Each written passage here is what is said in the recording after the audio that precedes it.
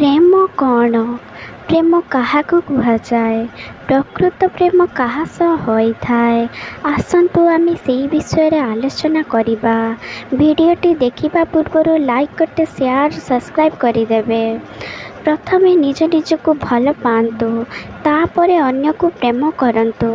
ପ୍ରେମ ହିଁ ବିଶ୍ୱାସ ଅଟେ, ପ୍ରେମ ହିଁ ଯତ୍ନ ଅଟେ, ପ୍ରେମ ହିଁ ସବୁକିଛି ହୋଇଥାଏ। ପ୍ରେମ କରିବା ପାଇଁ ଟଙ୍କା ସମ୍ପତ୍ତି ଦରକାର ହୋଇନଥାଏ। ଏହା କେବଳ ମନର ଆତ୍ମା ସହ ମିଳନ ହୋଇଥାଏ। ପ୍ରେମକୁ ଆମେ କେବେ ଟଙ୍କା ପଇସା ଦେଇ କିଣିପାରିବା ନାହିଁ କି ମଧ୍ୟ ବିକ୍ରି କରିପାରିବା ନାହିଁ। ପ୍ରେମକୁ ଆମେ ଆମ ଜୀବନର ଶେଷ ନିଶ୍ୱାସ ପର୍ଯ୍ୟନ୍ତ ରଖିବାକୁ ଚାହିଁବା। ପ୍ରେମ ଏକ ଅମୂଲ୍ୟ ସମ୍ପଦ, ଯାହା ଆମ ମନର ଆତ୍ମା ସହ ମିଳନ ହୋଇଥାଏ। ପ୍ରେମ ବିନା ଆମେ ବଞ୍ଚିପାରିବା ନାହିଁ।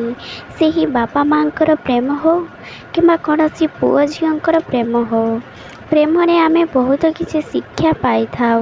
ପ୍ରେମରେ କେମିତି ପରସ୍ପର ଭିତରେ ସ୍ନେହ, ଯତ୍ନ, ତ୍ୟାଗ, ବିଶ୍ୱାସ, ସମ୍ମାନ ଏବଂ ଠିକ୍ ବୁଝାମଣା ଗୁଡ଼ିକୁ ବୁଝିପାରିଥାଉ।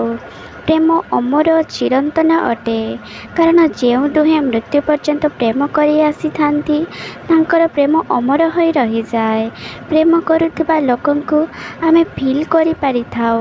ସେ ଯେତେ ଦୂରରେ ଥିଲେ ମଧ୍ୟ ଆମେ ତାଙ୍କୁ ନିଜ ଲୋକଙ୍କଠୁ ବି ଅଧିକ ଫିଲ୍ କରିପାରିଥାଉ। ପ୍ରେମ ବିନା କୌଣସି ଗତି ନାହିଁ। ପୃଥିବୀ ପୃଷ୍ଠରେ ସମସ୍ତେ ପ୍ରେମ ବନ୍ଧନରେ ବାନ୍ଧି ହୋଇ ରହିଥାନ୍ତି। ପ୍ରେମ ବିନା ଆମ ଜୀବନ କେବେ ସକ୍ସେସ୍ ହେବ ନାହିଁ। ପ୍ରେମ କେବଳ ଭଗବାନଙ୍କ ଦ୍ୱାରା ସକ୍ସେସଫୁଲ୍ ହୋଇଥାଏ, କାରଣ ପ୍ରେମ ଏକ ଅମୂଲ୍ୟ ସମ୍ପଦ, ଯାହାକୁ ଆମେ କରିବା ପୂର୍ବରୁ ଭଗବାନଙ୍କ ନାମ ସ୍ମରଣ କରିଥାଉ। ଯେଉଁଠାରେ ଈର୍ଷା, ଅହଙ୍କାର, ହିଂସା ସୃଷ୍ଟି ହୁଏ, ସେହିଠାରେ ପ୍ରେମ କେବେ ସୃଷ୍ଟି ହୋଇପାରେ ନା। ଯେଉଁ ବ୍ୟକ୍ତି ପ୍ରକୃତ ପ୍ରେମ କରୁଥିବ, ତାହେଲେ ଦୁନିଆ ସହିତ ଲଢ଼ିବାର ବି ସାହସ ରଖିଥିବ। ତମେ ଜଣକୁ ଏମିତି ଭଲ ପାଅ କି ତୁମକୁ ସବୁବେଳେ ଖୋଜିବ, ତୁମ ସହ ଦେଖା ନ କଲେ ରହିପାରିବ ନାହିଁ, କି ତୁମକୁ ନ ଦେଖିଲେ ପାଗଳଙ୍କ ପରି ହେବ। ପ୍ରେମରେ କିଛି ଧନ ଆବଶ୍ୟକତା ହୋଇନଥାଏ, ବାସ୍ ଜୀବନ ସାରା ସାଥ ଦେବା ହୋଇଥାଏ। ସଚ୍ଚା ପ୍ରେମ କିଛି ସମୟ ପାଇଁ ହେଉନା କାହିଁକି, କିନ୍ତୁ ସାରା ଜୀବନ ତା'ର ସ୍ମୃତି ହୋଇ ରହିଯାଏ। କେବଳ ହାତ ଧରିଦେଲେ ଭଲ ପାଇବା କୁହାଯାଏନି, ବେଳେବେଳେ ଅସୁବିଧା ସମୟରେ ମଧ୍ୟ ବୁଝିବାକୁ ପଡ଼ିଥାଏ। ପ୍ରେମ କେବେ କାହା କଲର୍, ଦେହ, ହାଇଟ୍ କି ସୁନ୍ଦର ଫେସ୍ ଦେଖି ହୋଇନଥାଏ। ପ୍ରେମ କେବଳ ସୁନ୍ଦର ମନ ଏବଂ ବୁଝିପାରୁଥିବା ବ୍ୟକ୍ତି ସହ ହୋଇଥାଏ। ଦୁନିଆରେ ସମସ୍ତଙ୍କୁ ଛାଡ଼ି ସେ ତୁମକୁ ଭଲ ପାଉଛି, ତୁମକୁ କେୟାର କରୁଛି, ତୁମ ପାଇଁ ଚିନ୍ତା କରୁଛି। ଏଥିରୁ ବୁଝିଯିବ ଯେ ସେ ତୁମକୁ ବହୁତ ଭଲ ପାଉଛି ଏବଂ ଜୀବନ ସାରା ପାଇଁ ତୁମକୁ ଖୁସିରେ ରଖିବ ବୋଲି ଆଶା ଦେଉଛି। ସମସ୍ତଙ୍କଠୁ ତୁମକୁ ବାଛିଛି, ଏହାର ମାନେ ତୁମକୁ ପ୍ରକୃତ ପ୍ରେମ କରୁଛି।